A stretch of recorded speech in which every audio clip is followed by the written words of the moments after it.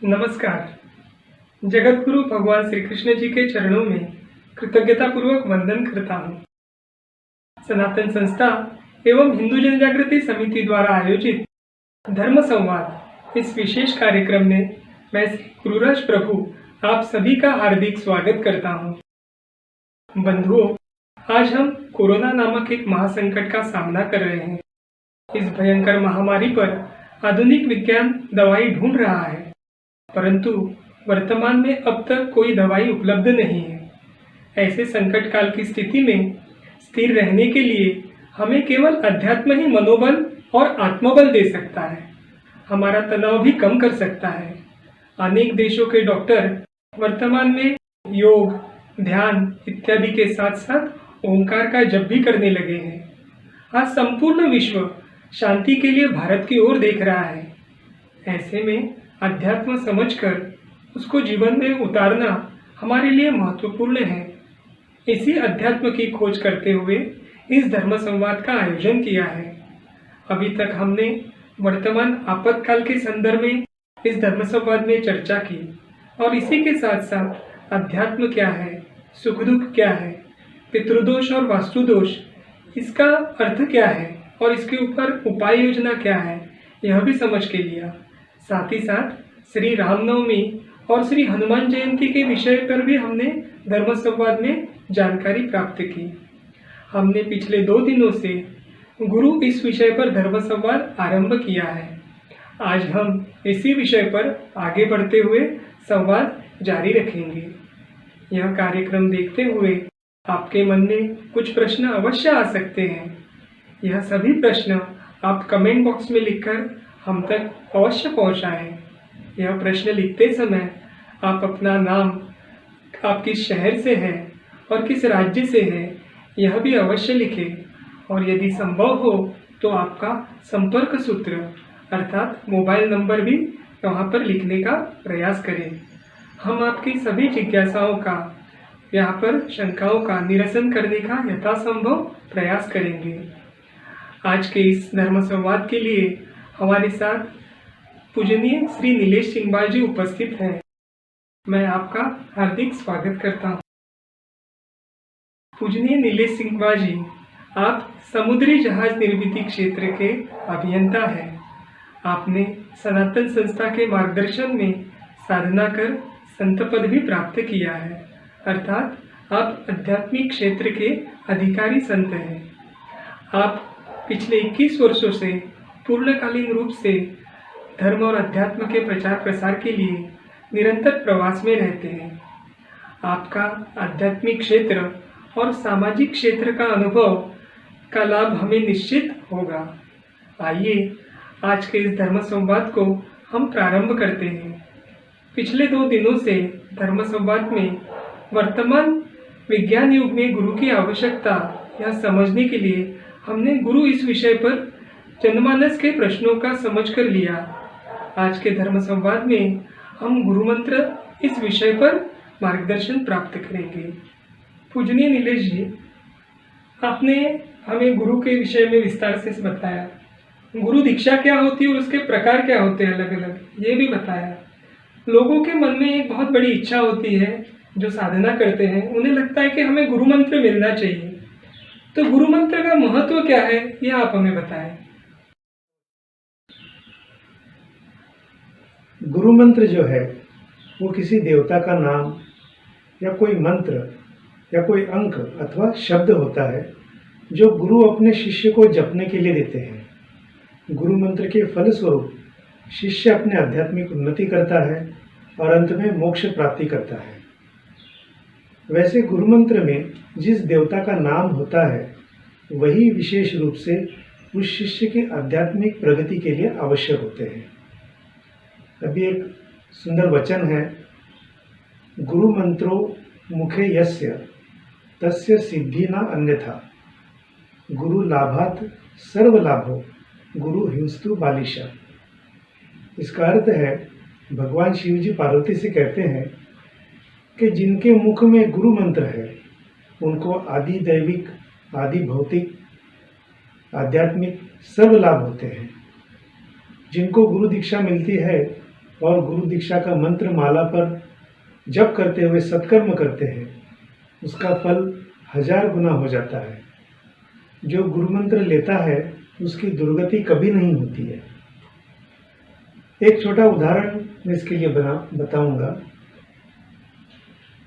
मूर्तिकार ने बनाई हुई कोई भी प्रतिमा जब तक मंत्रों के माध्यम से अभिमंत्रित नहीं हो जाती है, तब तक वो केवल एक प्रतिमा रह जाती है। मंत्रों सहित प्राण प्रतिष्ठा के बाद वही मूर्ति साक्षात ईश्वर के रूप में प्रतिष्ठित और पूजित हो जाती है। ठीक इसी प्रकार गुरु से गुरु मंत्र तथा दीक्षा पाकर हम सत्कर्म पथ पर चलने की योग्यता प्राप्त करते हैं। गुरु मंत्र का महत्व हमें समझकर लेना बहुत आवश्यक है।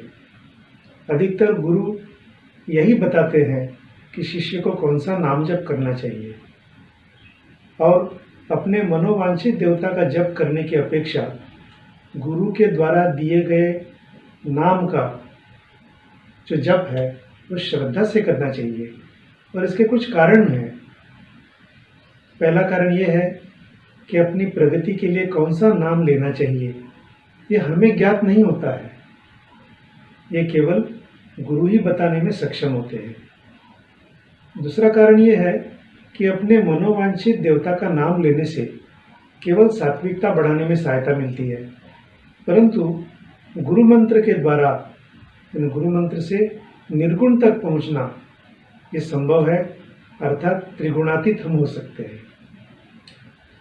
अर्थात अध्यात्म में आगे की प्रगति शीघ्र हो जाती है।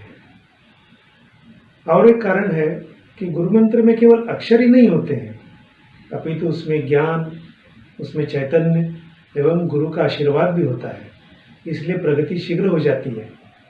उस चैतन्य युक्त नाम को सबीज मंत्र अथवा दिव्य मंत्र भी कहा जाता है। उस बीज से फल प्राप्ति के लिए साधना करने आवश्यक है। गुरु पर श्रद्धा होने के कारण स्वयं द्वारा निर्धारित मंत्र की अपेक्षा गुरु ने दिया हुआ मंत्र जो है वह अधिक श्रद्धापूर्वक लिया जाता है। उसी प्रकार गुरु का स्मरण होने के साथ ही नाम जपने का स्मरण भी होता है, जिससे उसका जप अधिक किया जाता है। अपने मनोवांछित देवता का नाम जपने में कम या अधिक मात्रा में थोड़ा अहंभाव हो सकता है, परंतु गुरु का दिया हुआ नाम जपते समय अहंभाव नहीं रहता है। इन कारणों से हमारे मनोवांछित जप के स्थान पर हमें गुरु मंत्र का जप करना बहुत आवश्यक है। परंतु गुरु जीवन में नहीं आए हो तो जिस कुल में हमारा जन्म हुआ है उस कुल की कुल देवी या कुल देवता का नाम जप करना चाहिए। गुरु मंत्र मिलने के बाद भी उस व्यक्ति को गुरु मंत्र जपने के साथ अपनी आध्यात्मिक उन्नति के लिए सत सेवा, सत के लिए त्याग तथा सभी के प्रति निरपेक्ष प्रेम यानी प्रीति ये करना बहुत आवश्यक रहता है।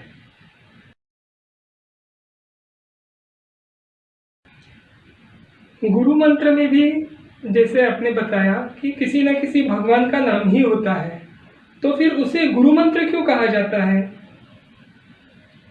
ये अच्छा प्रश्न है।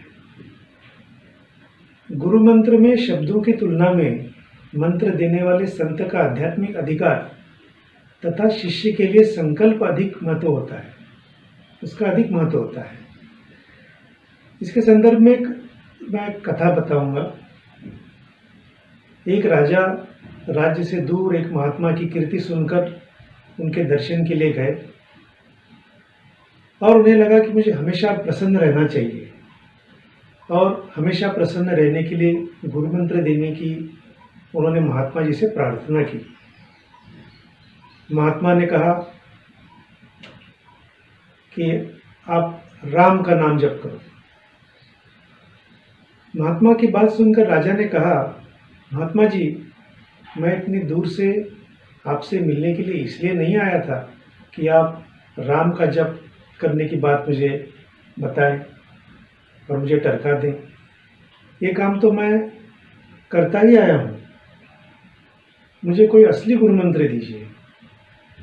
राजा की शिकायत सुनकर महात्मा ने मुस्कुराते हुए कहा कि असली गुरु मंत्र देने के लिए मुझे आपके दरबार में आना पड़ेगा।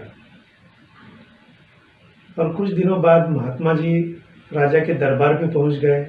राजा बड़े प्रसन्न हुए। उसने महात्मा का खूब सत्कार किया और महात्मा के लिए अपना सिंहासन छोड़कर नीचे आ गए। अब महात्मा जी सिंहासन पर बैठे, तो सिंहासन पर बैठते ही महात्मा ने सैनिकों को राजा को बंदी बनाने का आदेश दे दिया, परंतु सिपाही चुपचाप खड़े रह गए। महात्मा ने दोबारा आदेश दिए। उन्होंने कहा कि मैं राज सिंहासन से आदेश देता हूं कि राजा को बंदी बना लिया जाए, उसमें कारावास में उन्हें डाल दिया जाए। फिर भी सिपाही आगे नहीं बढ़े, लेकिन अब तक राजा को बहुत क्रोध आ चुका था।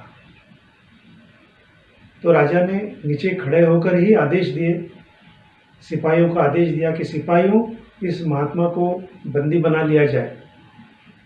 राजा का कहना ही था, जैसे ही राजा ने कहा कि सिपाही जंजीर लेकर महात्मा की ओर बढ़ने लगे, तब महात्मा मुस्कुराते हुए सिंहासन के नीचे उतर आए और उन्होंने कहा, राजा को पास में बुलाया और कहा कि हे राजन, तुम्हें विशेष गुरुमंत्र चाहिए था, तो मैंने तुम्हें विशेष गुरुमंत्र देने के लिए ही ये सब रचाया हुआ है।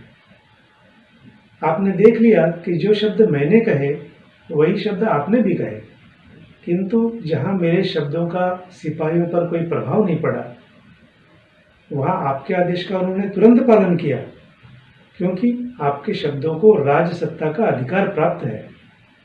इस प्रसंग से महात्मा ने राजन को यह सिखाया और कहा कि शक्ति शब्दों में नहीं होती है, शब्दों का उच्चारण करने वाले में वो शक्ति होती है, उसके पीछे संकल्प करने वाले में होती है।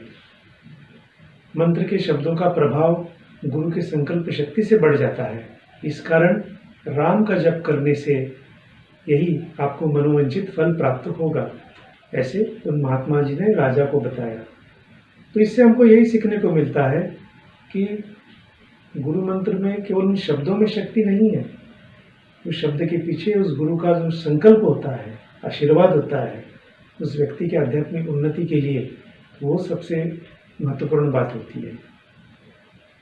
जैसे गुरु मंत्र में जो गुरु का संकल्प कार्य करता है और उसका जो महत्व है, ये हमें आपने इस प्रसंग से बहुत ही सरल तरीके से स्पष्ट करके दिया। परंतु गुरु मंत्र के विषय में बहुत सारी भ्रांतियां सभी के मन में होती हैं, तो आप इस भ्रांतियों के विषय में क्या कहेंगे? आज भ्रांतियां तो बहुत सारी है समाज में।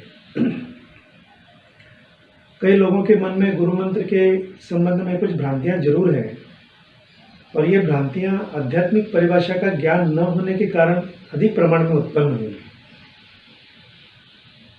सनातन संस्था के प्रेरणा स्थान परम पूज्य भक्तराज महाराज कई लोगों को हरिओम तत्सत जपने के लिए कहते थे।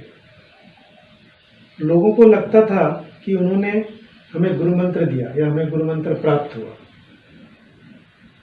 परंतु जब परम पूज्य भक्तराज महाराज कहते थे कि हरिओम तत्सत जप करो, तब उसका भावार्थ है नाम जप करो। संतों के शब्दों में शब्दार्थ के बजाय भावार्थ को सीखने का प्रयास करना चाहिए। और एक उदाहरण बताता हूँ कि जब गोंदवलेकर महाराज सभी को राम नाम का जप करने के लिए कहते हैं, उनके पुस्तकों में भी ये लिखा हुआ है, वो भी इसी अर्थ से नाम जप करो, यानी पूरे समाज को, भक्तों को उन्होंने कहा कि नाम जप करो। और ये न समझ पाने के कारण कई लोगों को लगता है कि उन्हें गुरु मंत्र मिल गए, तब गुरु मिलने पर भी अनुभूतियाँ क्यों नहीं होती, इस सोच में वो पड़ जाते हैं। प्रत्यक्ष में उन्हें जो है गुरु प्राप्ति हुई नहीं रहती है। अनेक बार गुरु दर्शनार्थियों को एवं साधक को वार्तालाप के समय भक्त या शिष्य कहकर संबोधित करते हैं। कृपालु है, दयालु है, इसलिए वो उनको संबोधित करते हैं उस प्रकार से। इससे कई लोगों के मन में ये बात बैठ जाती है कि वे शिष्य बन गए हैं। गुरु के मन में सभी के प्रति जो स्नेह है, समभाव होता है, इस कारण वो सभी को इस प्रकार से संबोधित करते हैं। पर जो उन्हें अपना गुरु मान रहा है, उसने ये विचार करना चाहिए क्या मैंने शिष्य की योग्यता प्राप्त की है, क्या मैं वाकई में शिष्य के गुण प्राप्त कर चुका हूँ। गुरु मंत्र मिलने पर साधक शिष्य बन जाता है, परंतु जहाँ शिष्यत्व ही बनावटी है वहाँ गुरु मंत्र खरा कैसे होगा। हमारे प्रेरणा स्थान परम पूज्य भक्तराज महाराज जी कहते थे कि जैसा शिष्य वैसा ही गुरु। अपने एक हमारे मन की और एक जिज्ञासा है कि सबको लगता है कि गुरु मंत्र लेना चाहिए। बहुत बार ये सुनने में आता है कि लोग बोलते हैं कि अरे मुझे गुरु मंत्र लेना है, इसलिए गुरु की खोज भी करते रहते हैं। पर वास्तविकता में साधना पथ पर जब आगे बढ़ते हैं तो गुरु मंत्र की आवश्यकता है क्या, कि गुरु मंत्र लेना ही चाहिए, ऐसा कुछ है क्या? इसके उत्तर स्वरूप मैं ये बताना चाहूँगा कि तीव्र मुमुक्षत्व अथवा गुरु प्राप्ति की एवं गुरु कृपा की तीव्र उत्कंठा होने पर ही गुरु मंत्र मिलता है। अब आध्यात्मिक दृष्टिकोण से सामान्य व्यक्ति का आध्यात्मिक स्तर 20% तथा मोक्ष प्राप्ति किए हुए व्यक्ति का आध्यात्मिक स्तर 100% होता है।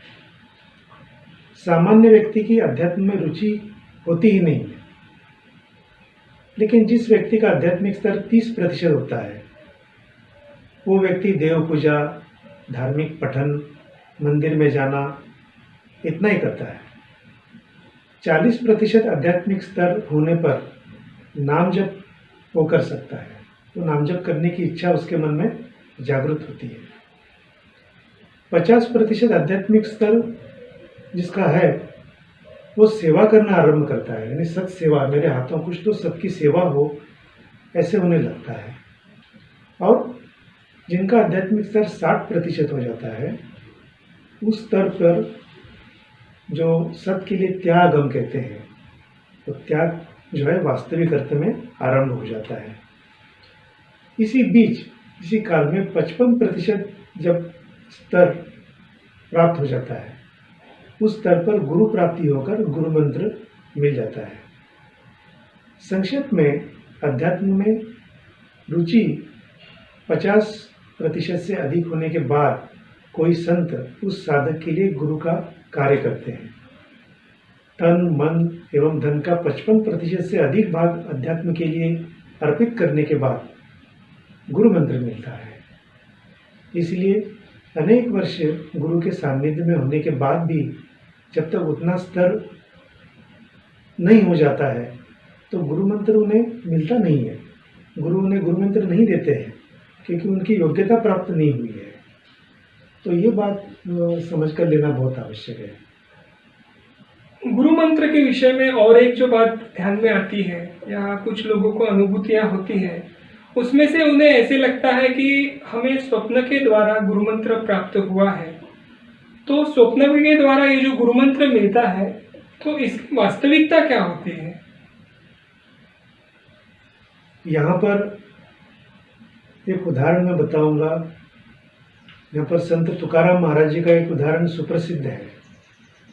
संत तुकाराम महाराज जी को स्वप्न दृष्टांत द्वारा उनके गुरु बाबा जी चैतन्य ने उनकी ओर से राम कृष्ण हरि गुरु मंत्र मिला था। जब गुरु मंत्र मिला तब गुरु देहधारी नहीं थे। स्वप्न के माध्यम से मिला मंत्र किस स्वरूप का है? मानसिक स्वरूप का, अर्थात इस न्याय के अनुसार जो मन में बसा वह स्वप्न में दिखा, इस प्रकार का है, अथवा आध्यात्मिक स्वरूप का अर्थात यथार्थ स्वप्न दृष्टांत है। ये समझने के लिए दो बातों पर ध्यान देना आवश्यक है। पहली बात है, लगातार 3 दिन स्वप्न में कोई मंत्र मिले तो वो स्वप्न दृष्टांत होता है। दूसरी बात यह है कि इस विषय में आध्यात्मिक उन्नतों से पूछने पर वे बताते हैं कि मिला हुआ मंत्र केवल स्वप्न है या स्वप्न दृष्टांत है। तो यहाँ पर एक महत्वपूर्ण बात यह है कि हमें कहीं ना कहीं तो आध्यात्मिक दृष्टिकोण से उन्नत व्यक्ति से पूछ के लेना एक बहुत महत्वपूर्ण बात बन जाती है। ये गुरु मंत्र के विषय में और एक समाज में ये होता है कि गुरु मंत्र की इतनी लालसा होती है कि अपनी साधना के लिए गुरु मंत्र आवश्यक है, तो इस दृष्टि से बहुत सारे लोगों का ये देखने में आता है कि गुरु के पास जाके या किसी संत के पास जाके वो खुद ही गुरु मंत्र मांग लेते हैं। तो ऐसे खुद ही गुरु मंत्र मांगना यह उचित है क्या? ये अनुचित है, क्योंकि किसी भी गुरु से गुरु मंत्र नहीं मांगना चाहिए। गुरु मंत्र ही क्या, अन्य किसी भी विषय का यदि कोई पात्र न हो तो गुरु उसे वो नहीं देते, एवं पात्र हुआ तो स्वयं ही देते भी हैं। कुछ लोग गुरु से निरंतर ही गुरु मंत्र की मांग ही करते रहते हैं। ऐसे भक्तों को गुरु मंत्र तो देते हैं, उसी प्रकार पैसे देकर जो गुरु मंत्र लिया जाता है वो भी एक आजकल चल रहा है, लेकिन ये सभी नाम मात्र के गुरु मंत्र होते हैं। तो ये बात समझ कर लेना आवश्यक है। गुरु के विषय में जैसे अभी हम ये देख रहे हैं और गुरु मंत्र के विषय में भी देख रहे हैं, तो अनेक लोग गुरु के शरण में स्वयं ही जाते हैं, क्योंकि गुरु की महत्ता, गुरु की आवश्यकता एक स्तर पर आने पर जब ध्यान में आती है तो स्वयं ही किसी न किसी गुरु की शरण में तो चले जाते हैं। और सभी को गुरु मंत्र गुरु तब देते हैं क्या, या उसकी योग्यता जांच के ही गुरु मंत्र दिया जाता है? इस विषय में निश्चित तौर पे ये क्या बात है, ये भी आप हमें बताने की कृपा करें। जरूर, अवश्य। इसमें जैसे मैंने पूर्व के कुछ प्रश्नों के संदर्भ में बताया था, योग्यता की जांच करने के बाद ही गुरु मंत्र दिया जाता है। एक उदाहरण बताता हूँ। एक बार एकनाथ महाराज के पास शिष्यत्व प्राप्त करने के लिए या उस उद्देश्य से एक व्यक्ति आया एवं उपदेश देने के लिए उन्होंने विनती की। लेकिन हमें ये समझना चाहिए कि जिस प्रकार उल्टे घड़े पर डाला हुआ पानी व्यर्थ जाता है, उसी प्रकार विषयों की आसक्ति से भरे हुए मन को दिया हुआ ज्ञान भी व्यर्थ जाता है। तो ये गृहस्थ जो संत एकनाथ महाराज जी के पास आए थे, उनके पड़ोसी ही थे और उनका उपहास करते थे। उसे उपदेश देने से उसका कोई उपयोग नहीं होगा, इसलिए टालते हुए जानबूझकर एकनाथ महाराज जी ने उन्हें ये कहकर टाल दिया, लौटा दिया कि आज का दिन अच्छा नहीं है, आप आगे उत्तम दिन देखकर मैं तुम्हें सूचित करूँगा। 2 वर्ष के उपरांत एक दिन पुनः वो गृहस्थ उपदेश दो कहते हुए हाथ धोकर उनके पीछे पड़ गए। तब एकनाथ महाराज ने उससे कहा कि कल सवेरे 8 बजे आओ। दूसरे दिन उन्होंने घर के सदस्यों से कहा, महाराज जी ने कहा कि तुम पूजा की सारी सिद्धता करो, केवल जल मत रखना। इतने में उपदेश लेने वाला गृहस्थ आया एवं एकनाथ महाराज जी के घर के चबूतरे पर पालथी मारकर आराम से बैठ गया। पूर्व में बताई योजना के अनुसार एकनाथ महाराज जी ने कहा कि आज इन लोगों को क्या हो गया है, पूजा की समस्त सामग्री रखी परंतु जल ही नहीं रखा। ऐसे उन्होंने वहीं पर बोल दिया। ऐसे कहकर वे लोटा लेकर अंदर बाहर करने लगे। एकनाथ महाराज बाहर आए तो वह गृहस्थ बोले, महाराज मुझे उपदेश कब देंगे? एक बार आप उपदेश दे दो तो मैं निश्चिंत होकर खेतों में जा सकूंगा। तो उस समय एकनाथ महाराज जी ने उन्हें कहा कि अरे तुम 2 वर्ष से उपदेश दो कहकर मेरे पीछे पड़े हो, परंतु पूजा के लिए जल चाहिए और मैं लोटा लेकर कब से भीतर बाहर कर रहा हूँ। ये प्रत्यक्ष देखने के बाद भी तुम यह बोलने की क्षमता निर्माण नहीं कर पाए कि जल मैं लेकर आता हूँ। वास्तव में तुम शुचित वस्त्र पहने हुए थे, इसलिए तुरंत उठकर जल लेके आते तो अब तक तुम्हें उपदेश मिल भी जाता। लेकिन आलस्य के कारण एक 50 पग की दूरी से निःशुल्क जल भी नहीं ला सके, तो उपदेश लेकर गुरु की सेवा हेतु अपने काया, वाचा, मन और धन अर्पित करना तुम्हारे लिए कैसे संभव होगा? अभी भी तुमने उपदेश लेने की योग्यता और सिद्धता नहीं दिखाई देती है, इसलिए फिर आगे कभी देखेंगे। ऐसा बोलकर एकनाथ महाराज जी ने उसे वापस लौटा दिया। तो ये इस एक उदाहरण से हमें सीखने को मिलता है कि गुरु या संत जब गुरु मंत्र देते हैं तो उस शिष्य की, उस व्यक्ति की योग्यता को परखते हैं और बाद में उसको गुरु मंत्र दिया जाता है।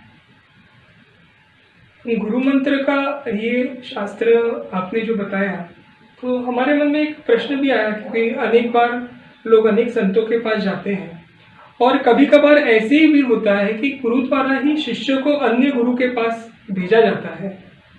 तो इस प्रकार से जो भेजा जाता है उसका क्या कारण है? अवश्य, कुछ ऐसे उदाहरण विशिष्ट परिस्थिति में देखने के लिए जरूर मिलते हैं। यदि किसी शिष्य को ऐसा लगे कि अपने गुरु की अपेक्षा अन्य संत मेरे गुरु बने, तो गुरु तो अंतर्यामी होते हैं, उन्हें पता ही होता है, वो उस समय अपने शिष्य को दूसरे संत के पास, दूसरे गुरु के पास भेज देते हैं। और गुरु को भी लगे कि वे संत वास्तव में महान है, तब भी वे अपने शिष्य को उस संत के पास भेज देते हैं। दूसरे गुरु साधक के पूर्व जन्म के यदि उसके गुरु रहे हो, तो वर्तमान जन्म के गुरु शिष्य को उसके पूर्व गुरु के पास भेज देते हैं। ये भी एक कारण है। अब विशेष साधना हो जाने के बाद गुरु शिष्य को आगे की साधना के लिए उस मार्ग के योग्य गुरु के पास भी भेजते हैं। जैसे एक उदाहरण मैं बताता हूँ, डहाणू के परम पूज्य अण्णा करंदीकर जी, इनके द्वारा बताई गई योग मार्ग की साधना वर्ष भर करने के बाद उन्होंने परात्पर गुरु डॉक्टर जयंत आठवले जी, इनसे एक दिन कहा कि इंदौर के भक्ति मार्गी गुरु परम पूज्य भक्तराज महाराज जी तुम्हारे गुरु हैं, उनके चरण कभी न छोड़ना।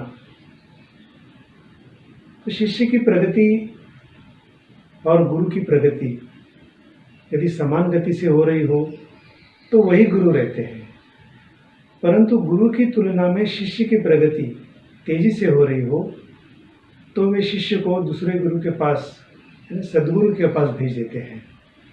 तो ऐसे कुछ प्रसंग है और ऐसी चीज़ों में ध्यान में आता है कि एक गुरु अपने शिष्य को दूसरे गुरु के पास भेज सकते हैं। एक ऐसा देखने में आता है कि जब कोई साधक या शिष्य गुरु मंत्र लेता है और गुरु की जब तक अस्तित्व रहता है, उसका सानिध्य रहता है, तब तक उसका पालन करता है और गुरु मंत्र का भी उच्चारण करता है। लेकिन क्या ऐसा है क्या कि गुरु जब समाधिस्थ होते हैं तो वही गुरु मंत्र की शक्ति कम होती है, शक्ति वैसे के वैसे बनी रहती है? यह निश्चित तौर पे क्या है? गुरु जब उत्स्फूर्तता से स्वयं ही किसी को कोई नाम जपने के लिए कहते हैं, तब वो गुरु मंत्र होता है। मात्र गुरु मंत्र मिलना पर्याप्त नहीं, वह जब सतत जारी रखना पड़ता है तथा उससे सेवा, त्याग एवं दूसरों के प्रति निरपेक्ष प्रेम इत्यादि से जोड़ना पड़ता है। गुरु मंत्र देते समय गुरु उसमें शक्ति डाल कर देते हैं, जिससे गुरु के देहत्याग के उपरांत भी गुरु मंत्र की शक्ति कम नहीं होती है। यदि किसी को गुरु मंत्र मिला है ईश्वर की कृपा से या उनकी साधना के कारण, तो ऐसे गुरु मंत्र को कहाँ कहाँ जपना चाहिए, इस विषय में आप हमें मार्गदर्शन करें। ऐसा कोई बंधन ही नहीं है कि गुरु मंत्र कहाँ जपना है, क्योंकि गुरु मंत्र कर्मकांड का नहीं, ये तो भक्ति योग का होता है। इसलिए 24 घंटे किसी भी स्थान पर जपे, मासिक धर्म हो, सूतक हो अथवा कुछ भी हो, जप करना ही चाहिए। सभी स्थल एवं काल ईश्वर ने ही उत्पन्न किए हैं हम, और हमारा तो ये मानना है कि चराचर में ईश्वर है। इसलिए कहाँ और कब गुरु मंत्र नहीं जपना चाहिए ऐसा कोई प्रश्न ही नहीं है। परंतु गुरु ने ही कोई अगर बंधन बताया हुआ हो तो उनका अवश्य पालन करें। वैसे कोई बंधन नहीं है और हर समय, हर बार, जहाँ भी रहेंगे, हर स्थिति में गुरु मंत्र का जाप करना आवश्यक है। गुरु मंत्र के विषय में और एक बहुत सारे लोगों के मन में प्रश्न रहता है या चर्चा होती है जब किसी दो साधक या दो शिष्यों के विषय में, तो ये बात आती ही है कि गुरु मंत्र को गुप्त रखना चाहिए। तो क्या वास्तविकता में गुरु मंत्र को गुप्त रखना चाहिए, ऐसा है क्या? ये भी एक अच्छा प्रश्न है। सामान्यतः ये प्रश्न लोगों के मन में उठता है कभी कभी। अब किसी साधक की आवश्यकता ध्यान में रखते हुए जब गुरु से कोई मंत्र देते हैं तब उसमें उसकी शक्ति रहती है। साधक यदि वो मंत्र किसी और को बताए तो बताने वाले साधक में योग्यता न होने के कारण या शक्ति न होने के कारण उस मंत्र से साधना करने के बाद भी उनको लाभ नहीं होता है। ऐसे में दूसरे व्यक्ति का अनुभव सुनकर जो साधक उसे वो गुरु मंत्र बताता है उसकी बुद्धि भ्रमित होने की संभावना रहती है। इस कारण उसकी साधना में रुकावट आने की आशंका भी रहती है। दूसरा कारण ये भी है कि कोई बात गुप्त रखने को कहा जाए, आमतौर पर भी अगर देखेंगे तो उसका स्मरण अधिक प्रमाण में होता है, सदैव होता रहता है। इस नियम के अनुसार मंत्र गुप्त रखने को कहा जाए तो मंत्र साधना अधिक प्रमाण में हो जाती है।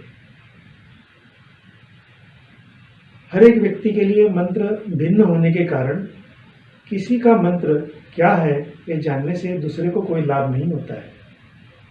अब गुरु मंत्र में केवल नामजप ही नहीं परंतु मंत्र भी होता है, तो अयोग्य पद्धति से अगर मंत्र का उच्चारण किया जाता है तो अयोग्य मंत्र का उच्चारण करने से दूसरे की हानि भी हो सकती है। गुरु मंत्र गुप्त रखें, इस नियम का पालन अभ्यासक, साधक एवं गुरु बंधुओं के साथ करने की आवश्यकता नहीं रहती है, क्योंकि चर्चा से सभी कुछ न कुछ तो सीख ही जाते हैं एवं कोई हानि भी नहीं होती है। इस संदर्भ में मैं उदाहरण के तौर पर बताऊंगा कि रामानुज को गोष्ठीपूर्ण जी से ओम नमो नारायणाय यह गुरु मंत्र मिला। गोष्ठीपूर्ण जी ने उन्हें गुरु मंत्र को गुप्त रखने के लिए आज्ञा की।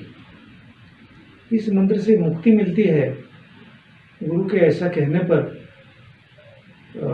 रामानुज जी ने क्या किया, वे निकट के एक मंदिर के शिखर पर चढ़ के गए और ऊंचे स्वर में वो मंत्र बोलने लगे। अब ये मंत्र अनेक लोगों के कानों में पड़ गया।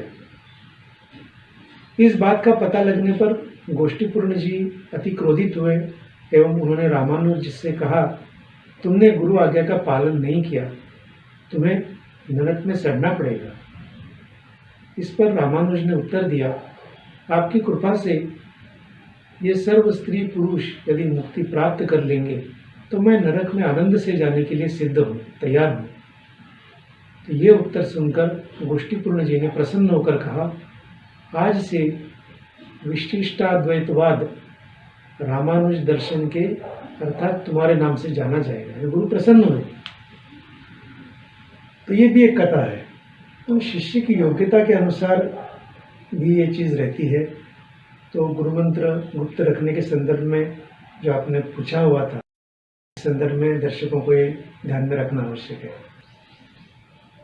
पूजनीय नीलेश जी, साधना करने वाले हर साधक या शिष्य को ये लगता रहता है कि गुरु मंत्र मुझे मिलना चाहिए, लेकिन वास्तविकता क्या है? यानी हर शिष्य के लिए गुरु मंत्र आवश्यकता रहती है क्या? ऐसी आवश्यकता तो नहीं रहती है, क्योंकि शास्त्र के अनुसार साधना करने वाले के लिए गुरु मंत्र की आवश्यकता नहीं है। गुरु केवल देहधारी व्यक्तित्व नहीं, ये गुरु यानी ईश्वर का पृथ्वी पर अवतरित तत्व ही है। गुरु ने अध्यात्म शास्त्र बताया है, इसीलिए अध्यात्म शास्त्र के अनुसार साधना करने वाले को देहधारी गुरु की एवं गुरु मंत्र की आवश्यकता नहीं होती है। ऐसे साधक जिस देवता का नाम जप करते हैं वो देवता ही उनके लिए गुरु के समान होते हैं। माता पिता अपनी संतान के प्रति उनका प्रेम होता है। माता पिता एवं बेटे को ये बात एक दूसरे से कहनी नहीं पड़ती है। उसी प्रकार खरे गुरु शिष्य के नाते में शिष्य को ज्ञात होता है कि उस पर गुरु की कृपा तो है ही। गुरु को ये बात बतानी नहीं पड़ती है। फिर भी आरंभ में अधिकांश शिष्यों को ये ज्ञात नहीं होता कि उन पर गुरु की कृपा है। उन्हें इस बात का बोध हो, इसलिए गुरु उन्हें गुरु मंत्र देते हैं, इससे शिष्य को प्रतीत होने लगता है कि मेरे गुरु हैं, उनका मुझ पर ध्यान है एवं उनकी मुझ पर कृपा है। पूजनीय नीलेश जी, हम आपसे और एक बात जानना चाहेंगे। वो यह है कि गुरु मंत्र कई लोगों को मिलता है, तो गुरु मंत्र करने के लिए कोई नियमावली आवश्यक है क्या? और दूसरी बात जो हम इस विषय में गुरु मंत्र के विषय में जानना चाहेंगे वो है कि गुरु मंत्र का पूर्ण लाभ हमें हो, इसके लिए हमें क्या करना चाहिए? एक बहुत महत्वपूर्ण प्रश्न है। जो व्यक्ति कोई भी नाम ले रहा है या राम नाम का, प्रभु नाम का पूरा लाभ लेना चाहते हैं, तो उसे 10 दोषों से अवश्य बचना चाहिए। और ये 10 दोष नामापराध कहलाते हैं। और ये 10 नामापराध कौन से हैं, इस विषय में विचार सागर में आता है।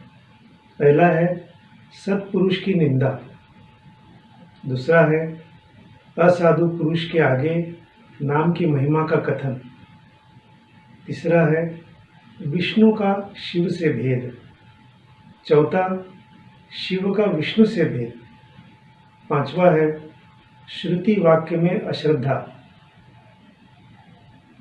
छठवां है शास्त्र वाक्य में अश्रद्धा, सातवां गुरु वाक्य में अश्रद्धा, आठवां है नाम के विषय में अर्थवाद यानी महिमा की स्तुति, इसका भ्रम,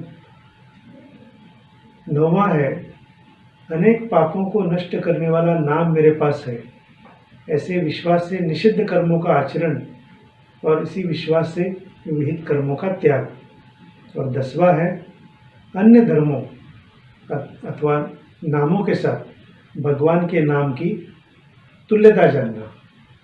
ये 10 नामापराध है।